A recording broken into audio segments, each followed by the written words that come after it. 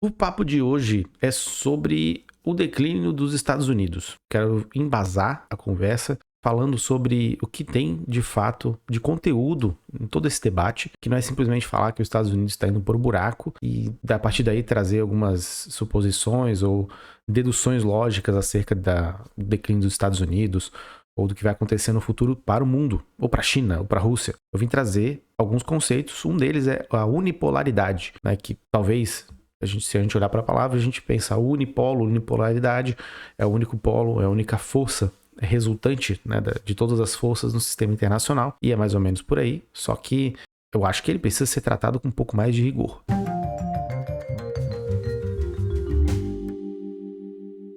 Olá, meu nome é Bruno Hemming, eu sou economista e eu sou internacionalista.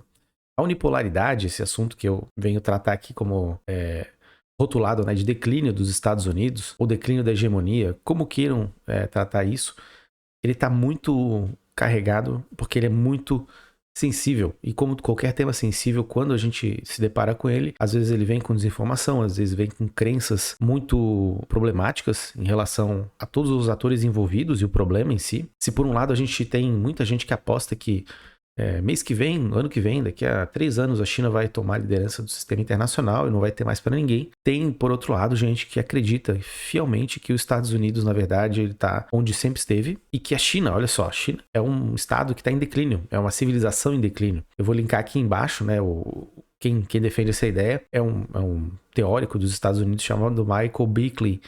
E ele defende essa ideia, acho que até hoje é meio estranho alguém defender isso, não é muito normal, mas existe, né? Então, para mim, são duas faces de uma moeda e a gente precisa trazer um pouco mais essa questão para um outro lado. Eu acho que considerar os atores envolvidos, considerar esses estados, essas forças que estão colocadas e o que constitui elas, como elas são de fato. Se a gente olhar aqui para a China, e daí eu já deixo linkado aqui o vídeo que eu fiz sobre a rivalidade Estados Unidos e China, e tem playlists aí falando sobre a China e análises conjunturais que eu faço. A China é um estado, um país que conseguiu um desempenho econômico assombroso. Não tem quem tenha feito o que ela fez no espaço de tempo que ela fez. Então, é uma coisa única e que nunca a gente viu no sistema internacional ou na história dos estados, das civilizações, uma ascensão tão rápida e fazendo frente a um ator tão relevante como é os Estados Unidos. Então, por isso que provoca toda essa celeuma e toda essa questão, só que a gente não pode esquecer que a China ainda tem questões muito importantes para lidar, né? Tem a questão bélica ainda, que os Estados Unidos está muito na frente, mas uma questão que é econômica, por exemplo, é o fato dela ter problemas ainda de se relacionar com o sistema financeiro, monetário e de investimentos no mundo. Ela preza muito pela questão dos investimentos. Eu acho que talvez desses três aí ela seja líder, né, no que ela se propõe a fazer nisso, por causa da Belt and Road Initiative, que é aquela iniciativa que se prestou a fazer movimentos de investimento no mundo inteiro, isso desde 2013, e são investimentos pesados em infraestrutura que provocam uma mudança de cenário econômico onde eles estão sendo direcionados. E isso é importante, isso é super relevante. Mas a China, ela tem os seus problemas, como eu falei, e não é de uma hora para outra que essas questões vão se resolver. Os Estados Unidos ele ainda é o principal líder, né? Ele que direciona os fluxos de investimento externo direto para o mundo inteiro. E claro, o investimento externo direto é um investimento que é produtivo, é um investimento de longo prazo, que é colocado no país e ele, por tendência, acaba gerando um resultado econômico que é muito mais do que um resultado contábil. Ele é um resultado que vai virar emprego, vai virar renda e vai virar prosperidade no médio e no longo prazo. Os Estados Unidos ainda consegue fazer isso, mas ele tem muitos problemas, mas ele lidera e ele direciona muitos dos fluxos financeiros. Também lidera os fluxos financeiros que são mais voláteis, né, como os que estão relacionados aí com bolsas de valores e sistema financeiro, mercado de moedas, mas os fluxos de investimentos externo direto, os Estados Unidos têm uma liderança e eles acabam sendo o líder que vai colocar a passada para todos os outros que vão entrar, né, nesse mesmo fluxo de investimentos. A China, ela conseguiu esse desenvolvimento econômico nos últimos 30 anos, 30 e pouco, desde 78, que iniciou o processo, anos 90 teve grandes mudanças na China, e ela teve um aprendizado muito grande, né? A Rússia também, ela teve uma evolução muito importante nas últimas décadas, mas a China, que seria o principal rival dos Estados Unidos, o segundo maior PIB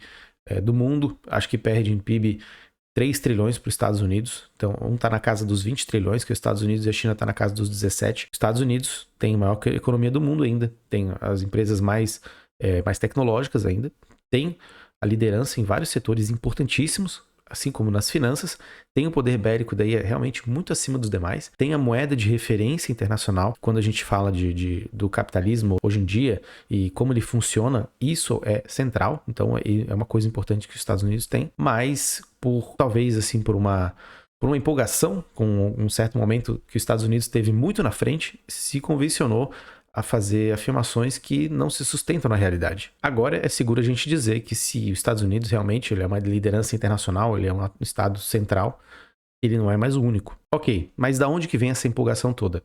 E daí que a gente vai destrinchar um pouco mais a questão da unipolaridade e da hegemonia. A unipolaridade, ela vem de um texto muito famoso de um cara chamado William Wolford. Em 99, publicou um texto afirmando, entre outras coisas, que de fato os Estados Unidos é unipolar. E não apenas isso, né? Porque tem diversos textos que vão falar sobre a importância de uma liderança internacional, que ela provê bens públicos internacionais, como afirmou Charles Kindleberg em algum momento, né? Isso é uma outra teoria, um outro papo, que é sobre a teoria da estabilidade hegemônica.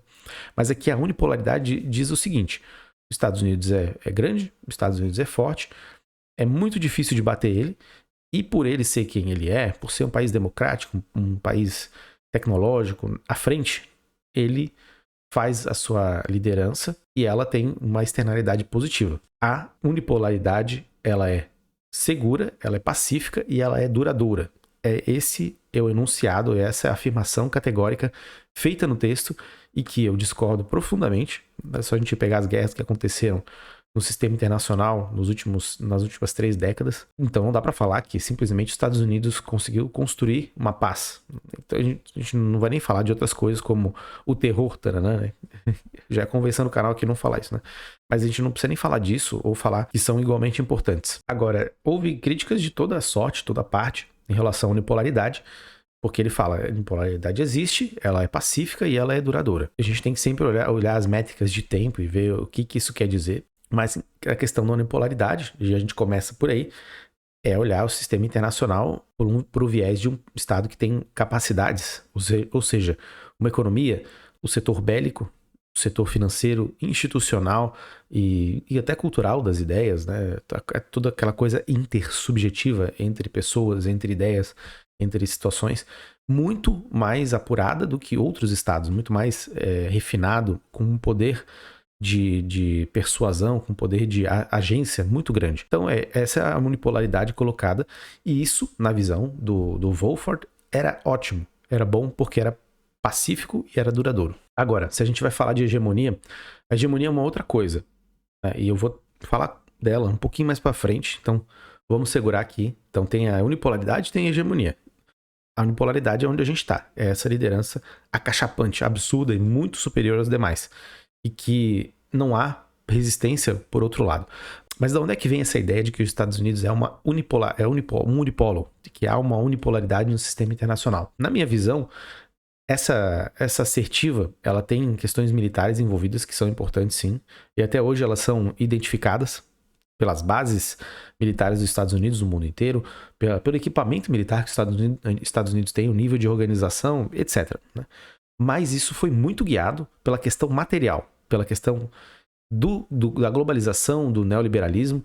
Isso trouxe uma fé de que todas as mudanças que ocorreram desde a década de 80 até anos 2008, que foi a crise a Global Financial Crisis, né, a grande crise financeira mundial, global, né, fez com que os Estados Unidos tivesse uma percepção do mundo, né, de vários estudiosos do tema, e das relações internacionais, da economia, de que de fato a gente estava vivendo uma era que era incomparável e que quem estava liderando esse movimento tinha a plena capacidade de fazer isso, e isso ia trazer bons frutos, isso ia render positivamente para o mundo inteiro. A questão de que também foi vendida uma ideia de que as democracias trazem paz e que democracias entre si não fazem guerra e que promovem o desenvolvimento econômico, está incutido nessa ideia. Logo, não são democracia, é uma democracia que lidera outros países, em tendência a se virarem democracias, né, por essa percepção, vão fazer com que o mundo também se torne um lugar melhor.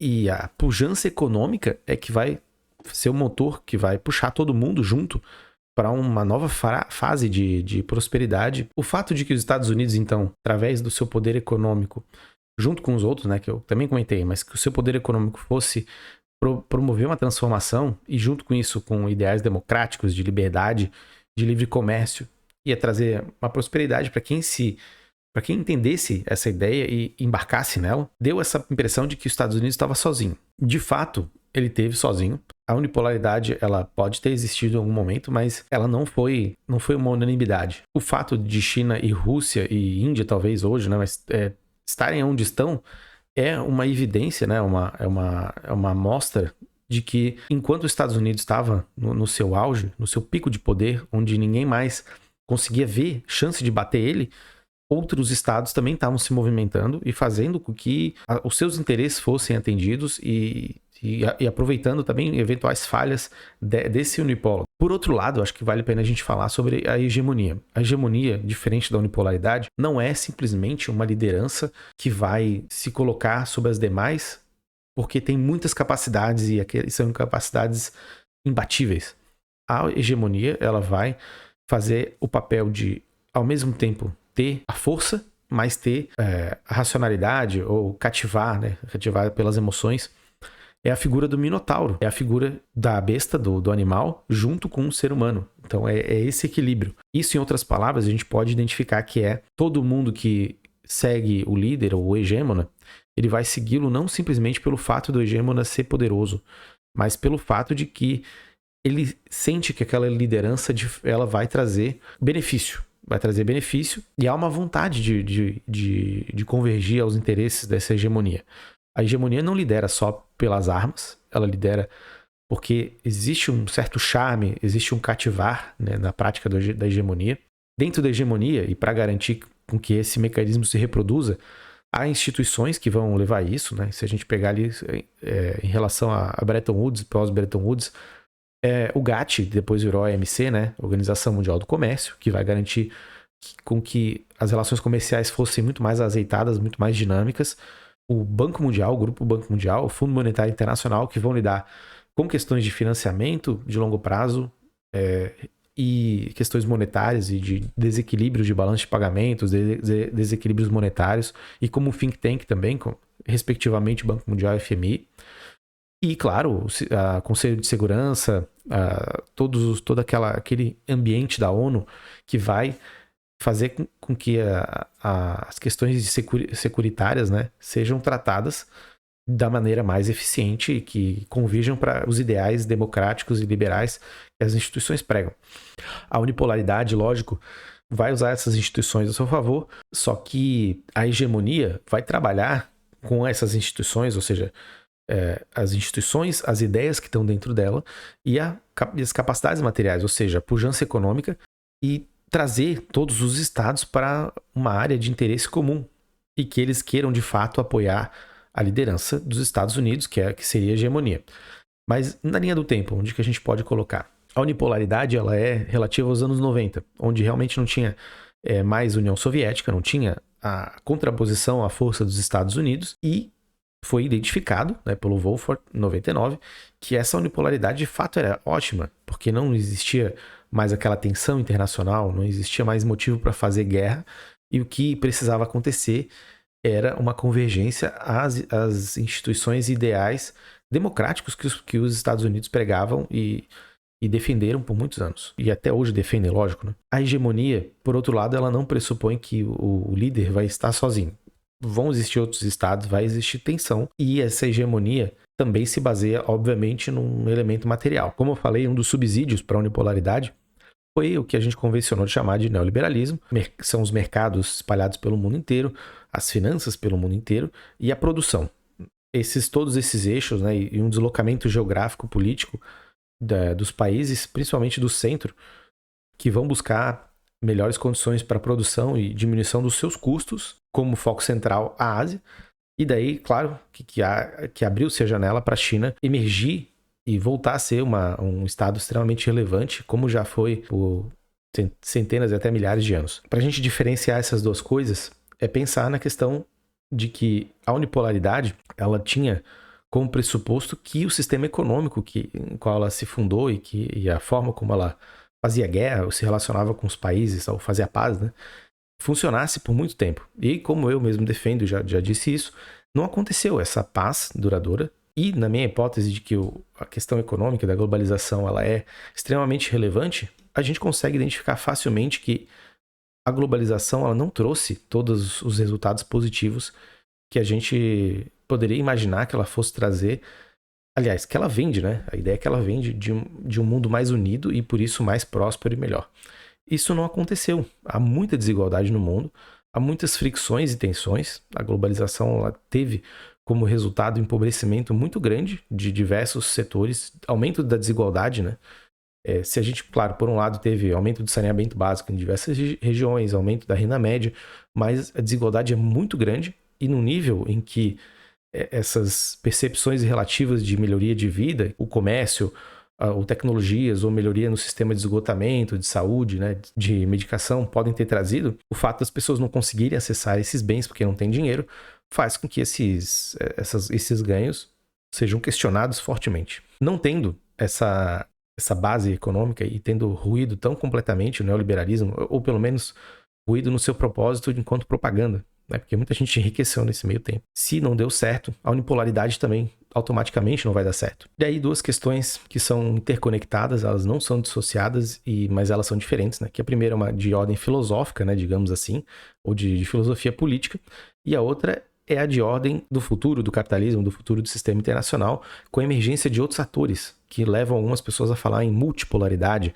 que já identificam atores regionais como relevantes a nível global, né? E a gente precisa entender melhor esse fenômeno para identificar se há uma multipolaridade de fato. E a questão filosófica que eu coloco é a seguinte: a unipolaridade por si, ela pode ser realmente a identificação de que há um poder e capacidades concentradas em um único ator muito maiores do que os outros. E isso, de certa forma, até por uma questão da gente raciocinar como as coisas acontecem de fato no sistema internacional, pode mostrar que isso era o início de uma instabilidade, de problemas muito sérios com os Estados Unidos. Não haver rival não quer dizer, primeiro, que não haja outros estados que estejam se rearmando, como o caso do russo, que foi o que aconteceu, ou que estejam aproveitando da própria liderança onipresente e incontestável para angariar resultados positivos. A globalização teve como grande vencedor o Estado chinês, e ele soube aproveitar muito bem disso, e de fato,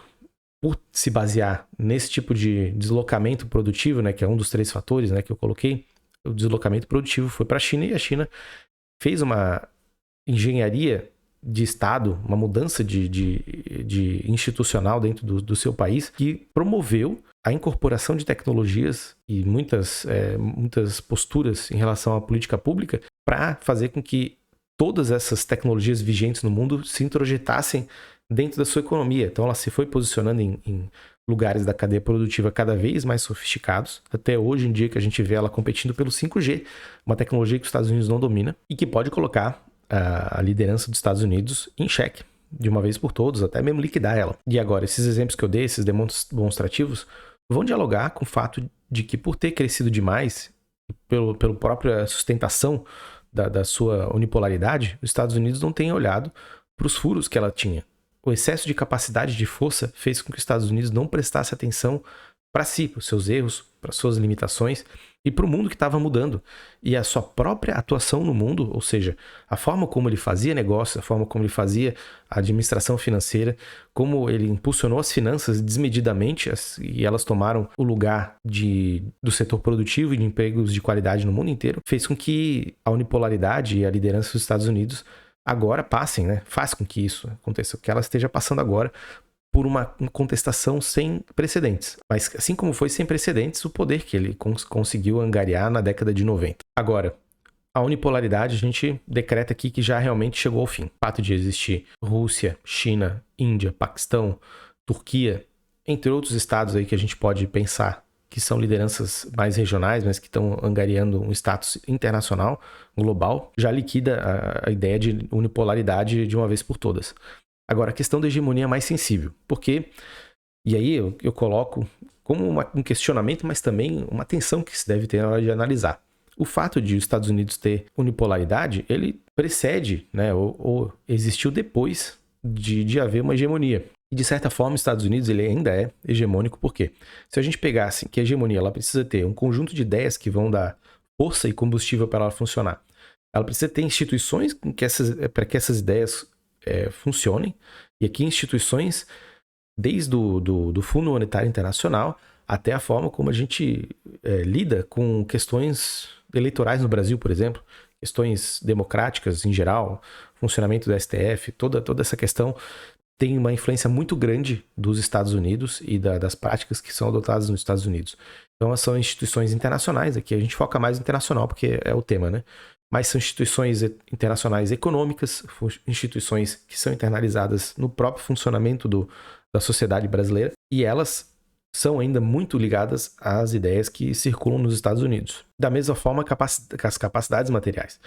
Se hoje a gente vê uma disputa entre Estados Unidos e China pelos elos e pelas frações mais suculentas das cadeias globais de valor, isso não quer dizer, né, e a gente vê que a China ascende, né, mas isso não quer dizer que os Estados Unidos não possa se colocar também contra e revidar, ou achar caminhos para se colocar como um líder tecnológico e reaver boa parte do terreno que ele perdeu. Isso é muito complicado. Acho que os sinais que os Estados Unidos está dando são de conflitos internos gigantescos que talvez ele não tenha capacidade de lidar com tanta facilidade, e isso já coloca uma limitação enorme para essa capacidade de mudança. Porque todo mundo está agindo, ninguém está parado, não é a China subindo, os Estados Unidos parado, ou os Estados Unidos querendo mostrar serviço e a China lá sentada nos seus louros, na sua glória. Não, tá todo mundo se mexendo e ninguém tá para brincadeira, não. Tá vivendo uma guerra agora, isso não é pouca coisa. Mas o fato é que, pra gente falar de hegemonia, ela logicamente está combalida. Os Estados Unidos ele perdeu muito da sua capacidade de liderança moral por vários atos que ele foi cometendo ao longo dos anos, e por muita hipocrisia em relação à prosperidade que o mundo poderia alcançar com o neoliberalismo, com fazer guerras, né, com sua incursão no Afeganistão, depois no Iraque, que foi desastrosa, assim como a saída no Afeganistão que a gente viu, que foi uma coisa lamentável. Isso coloca em questão o que os Estados Unidos pode, de fato, fazer para reaver qualquer espaço que ele tenha perdido no sistema internacional.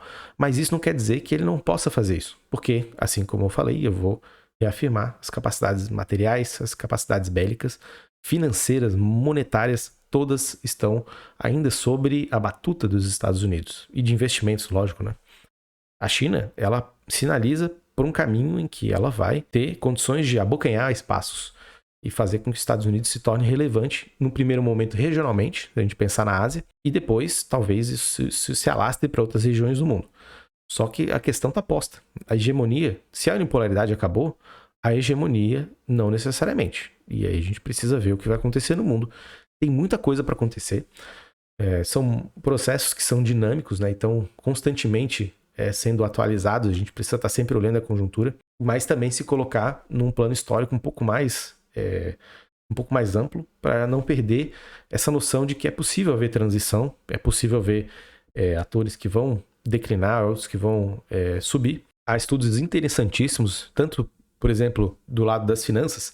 Pega o novo livro do Ray Dalio, que é um dos fundadores da Bridgewater, é uma asset, né, uma gestora de fundos e de investimentos, que ele estuda essa questão, né, um livro interessante, né, mas não bate os livros que já estão colocados há muito tempo aí, como um que é o do Giovanni Arrighi. O Giovanni Arrighi foi lá escreveu um livro chamado Adam Smith em Pequim, que faz uma análise brilhante sobre isso, em que eu tenho muitas discordâncias, mas que é brilhante.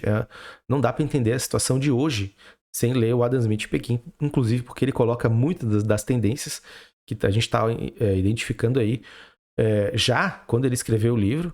E agora eu não lembro o ano exato, eu coloco aqui depois na edição, mas eu não lembro o ano exato, acho que foi 2007, mas que ele já colocou, e um estudo que ele já estava fazendo há muito tempo. Eu vou dar um exemplo, né? Ele coloca muitas coisas, mas um exemplo é sobre a incapacidade dos Estados Unidos lidar com suas questões internas. A gente viu há poucos dias membros do governo Trump sendo interrogados e falando sobre como aquela ida daqueles apoiadores do Trump ao Capitólio foi algo bastante complicado e muito, muito humilhante para um estado que se coloca na condição de liderança internacional. Porque não conseguiu gerir uma crise interna. E o próprio presidente, pelo que estão falando, né? Isso tá colocado, né? Não sou eu que estou afirmando, mas tá colocado que ele também tinha uma participação, mesmo que indireta, né, nessa questão toda. E incitou, né, no discurso, veladamente, a insurreição das pessoas. Mas isso demonstra uma corrosão interna do tecido social, né, dos Estados Unidos, que também aumentou sua pobreza de uma maneira espetacular, e que isso tem tudo a ver com a questão da unipolaridade, que já foi embora mesmo, mas da hegemonia, da capacidade de retomar certas questões que ele perdeu muito espaço num período de tempo que vá possibilitar outros estados não fazerem a ultrapassagem definitiva, como é o caso que a gente identifica com mais facilidade, que é a China. E o que está colocado é muito, acho que está muito na direção de se reverterem algumas tendências da globalização. Não que o comércio no mundo vá ser menos interconectado, talvez seja até mais, as tecnologias vão avançando, mas não vai ser pelo mesmo prisma que vai associar finanças a comércio e isso andar de mão dadas de forma, entre aspas, harmoniosa. Até porque não andou harmoniosamente, isso causou muitos problemas, e justamente esses problemas é que vão lançar as bases e colocar novas perspectivas para uma outra forma de relação e de desenvolvimento do capitalismo ou de continuidade do capitalismo, e que a China vai ter um papel muito grande, né? Não que a China seja capitalista, não vou entrar nesse debate agora, mas que ela vai fazer parte disso e vai lidar com o modo de produção que está em vigência, com as tecnologias em vigência, e vai tentar ser a mais produtiva possível, disso não há dúvida. E vai estar disputando com os Estados Unidos em diversas áreas. A primeira delas, é que ela já se colocou e está tentando ser líder de fato, né? É a questão do investimento externo direto. E agora, a gente viu nos últimos anos, a questão tecnológica, e daí vão se desdobrar em outras disputas e outras questões relevantes entre os dois países. Uma afirmação que eu posso fazer aqui é que os Estados Unidos e a China, mais os Estados Unidos, vai precisar mudar bastante, vai precisar ter uma outra abordagem. Uma questão que está colocada agora, e eu acho que é o que vai direcionar a atuação desses dois países, que são os principais, atender a instintos básicos da sobrevivência humana. Porque o estrago feito pela globalização e o neoliberalismo foi muito grande, e isso vai fazer com que a nova liderança que surja, ou a continuidade dos Estados Unidos, tenha que se pautar sobre. Senão, o que vai sobrar é a barbárie, e isso ninguém quer.